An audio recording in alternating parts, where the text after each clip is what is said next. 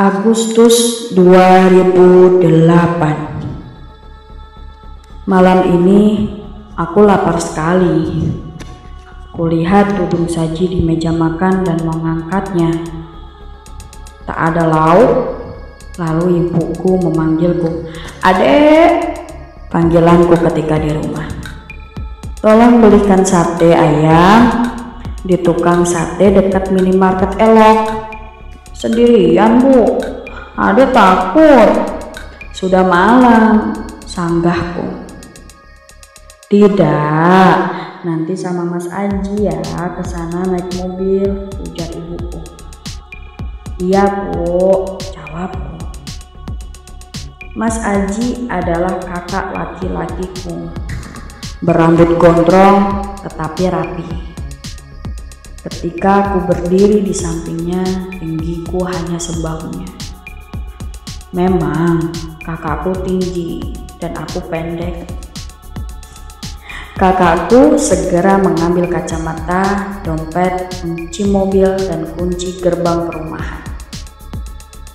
Setiap hari mulai dari maghrib, gerbang perumahan kami digembok oleh Pak Penjaga, dan kami harus membuka gerbang sendiri karena Pak Penjaga pulang ke rumahnya yang tidak jauh dari perumahan ini. Kakakku juga mempunyai bakat yang sama seperti ayahku, bisa merasakan keberadaan makhluk gaib dan terkadang bisa mendengar suara mereka. Setelah bersiap-siap, kami menuju mobil, masuk ke dalamnya dan segera pergi. Kemudian pergilah aku dan kakakku ke tempat tukang sate berada. Tidak terlalu jauh dari rumahku. Minimarket Elok kira-kira berjarak 500 meter dari rumahku. Di dekat minimarket itu ada sebuah tenda lumayan panjang dan di belakangnya ada sebuah tanah kosong yang ditumbuhi semak belukar dan beberapa pohon berdaun lebat. Mas Aji memarkirkan mobilnya ke ruko di dekat minimarket Elok. Aku dan Mas Aji turun dari mobil dan berjalan kaki ke tenda tukang sate.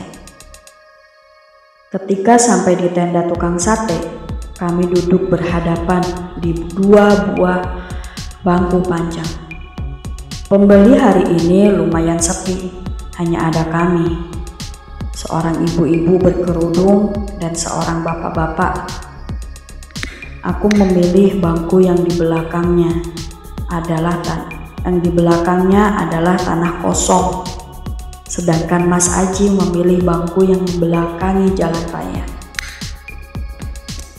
"Pak, pesen sate ayam 30 tusuk, bumbu dan acar dipisah," pesan kakakku. Kemudian kami menunggu pesanan kami. Ketika itu aku termenung. Tempat ini sepi sekali ya. Mungkin karena sudah malam hari. Aku mendapat sebuah firasat yang membuat bulu kuduku berdiri. Tempat ini sepertinya terlalu sepi. Mungkin akan terjadi sesuatu hal. Ini hanya firasat. Ketika aku selesai berfirasat begitu, terdengar sebuah suara. "Sini, sini." Terdengar jelas suara seseorang perempuan di telinga kananku. Aku segera menengok ke kanan. Tak ada seorang pun. Aku menengok ke belakang, hanya sebuah tanah kosong. Aku menengok ke depan, mukaku pucat. Ingin aku mengatakan dan bertanya apa yang kudengar tadi kepada kakakku. "Ada apa, Dek?" tanya Mas Aji. Tidak apa-apa, Mas," jawabku sedikit gugup. Aku tidak bisa menceritakannya seperti ada yang menahanku untuk mengatakannya. Akhirnya pesanan kami pun selesai. Kakakku segera membayar dan kami pun kembali ke mobil untuk pulang ke rumah. Di perjalanan menuju rumah sambil menyetir, kakakku menengok ke arahku dan mengatakan sebuah hal. "Adek tadi dibisikin sama perempuan ya?" "Hah? Kenapa Mas Aji tahu?" tanyaku heran. "Dulu Mbak Lati atau kakakku yang perempuan juga pernah dibisikin di tempat itu," jawabnya. "Oh iya? Aku ingat kakakku yang perempuan itu juga mempunyai bakat yang sama seperti ayahku dan kakak laki-lakiku. Berarti dengan hal ini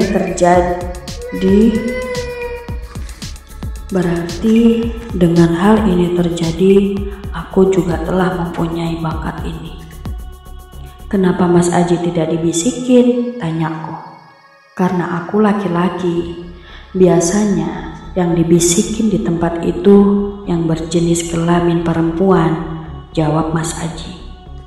Dan ketika aku sampai di rumah, Mas Aji bercerita kepada Mbak Lati.